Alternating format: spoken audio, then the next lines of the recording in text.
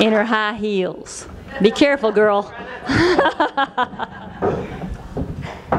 All right, okay, wait a second. Let me get my papers out before you start my clock. Fold this, roll this out. All right, so good evening, everyone. Hi, y'all. How y'all doing?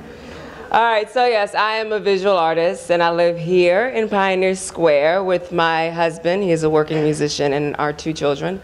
My son his name is 9, and he is 13 years old. And I have an 11-year-old daughter, and her name is Kayla. We'll talk about names later.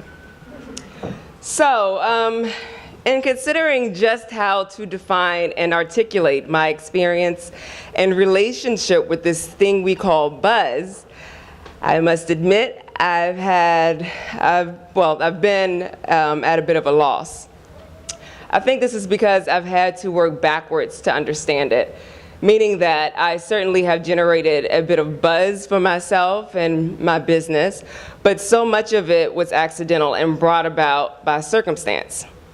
And to the extent that I've ever been strategic or calculating, it's only been to try to make the most of a given circumstance or opportunity.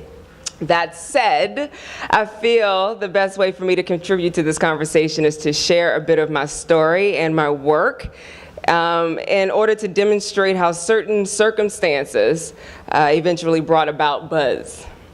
So, about 3 years ago, we converted our street-level entrance and stairway up to our home into a creative space, Martyr Sauce, which I affectionately call my renegade gallery.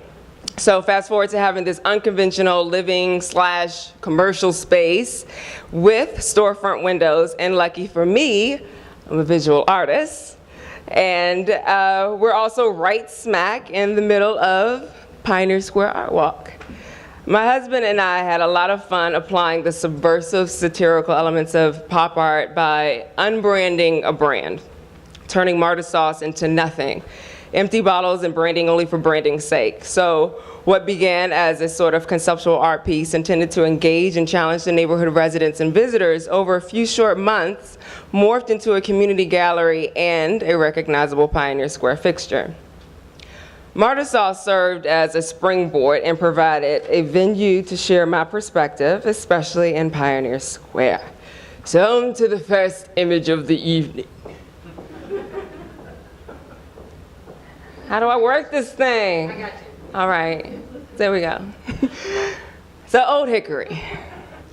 In building up the space and decorating this weird little space that I have, the comic relief for me was kind of a nod to the period aesthetic of circa 2012 Pioneer Square, the retail shops, the restaurants, the period fashion. Beards were on fleek, if you will. It was a lot. So my approach was, if we were going to romanticize that part of our history, let's really take on all that defines that part of history into consideration.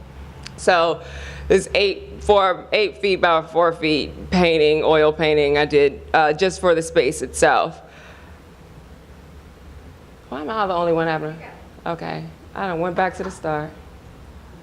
I don't do this on a regular basis, PowerPoint. There we have, and then I don't know if you can, okay, you can read it. So the second fixture in the space while I'm doing my interior decorating of a stairway was the ingredients. So I took the opportunity to use the ingredients space on the bottle to spell out exactly what informs the perspective that we're presenting. It's snarky and very tongue-in-cheek, but very much rooted in reality and quite sincere. Now, whether or not this is something you relate to or not, or specifically to Pioneer Square, it's not really the point. The conversation exists, and it's always evolving. And it's really entertaining to watch people just pass by and stop, and kind of take it in as if I'm talking to them, and I'm not there, so it's funny. Can I get the next slide? Oh, see, I'm afraid. There we go. So taking it to the streets.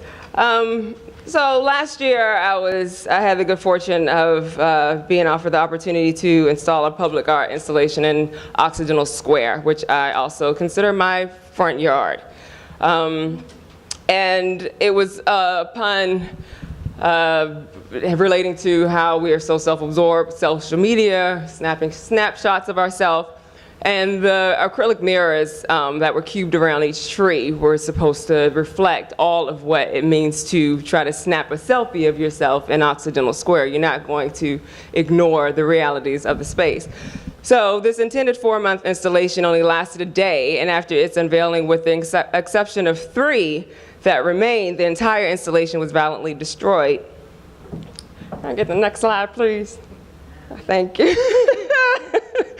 So the vandalized materials made its way back into the park as an artistic form of retaliation to address the park and the neighborhood's frustrating complexities. So instead of accepting what happened and writing it off as yet another example of the perceived instability of my neighborhood, I chose to instead use it as an opportunity to further discussion. You see the thing? That's, all right. I like to talk a lot, if you can't tell. It's a Southern charm. I'm ready for the next one. All right, now, the meat and potatoes. The exhibition. So I enjoy taking the piss out of what it means to be a professional artist, unapologetically so. And taking the same sort of punk rock approach to my gallery space and redefining what a gallery looks like and functions as, you run the risk of ruffling a few feathers. And I guess I have. Don't care.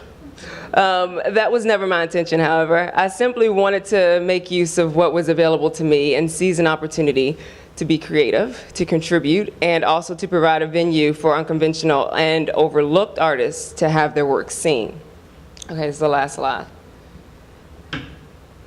It's just... Damn! That was like the block party scene. Well, it ain't up. It don't matter. We can have a party. Oh, there it is. There we are on the stoop. So, as to have an artist exhibit within a conceptual art space, they're engaging with the community as well. They are participating in the Marta Sauce narrative. So, in closing, I didn't include any glitter that has come. I didn't want to do that. We'll talk. Ask me about it. We'll talk. Better than one-on-one, So in closing, this buzz that I've been able to generate certainly has its pros and cons. I'll start with a con. I've been called to speak on every issue that is even loosely associated with the perceptions of me and my work. That's a con. A pro is Seattle is always ready to pull up a chair to the kitchen table and get down, always, no matter what. And Seattle's been very positive and receptive to my point of view, more so than other cities I've called home. And that's it. Thank you.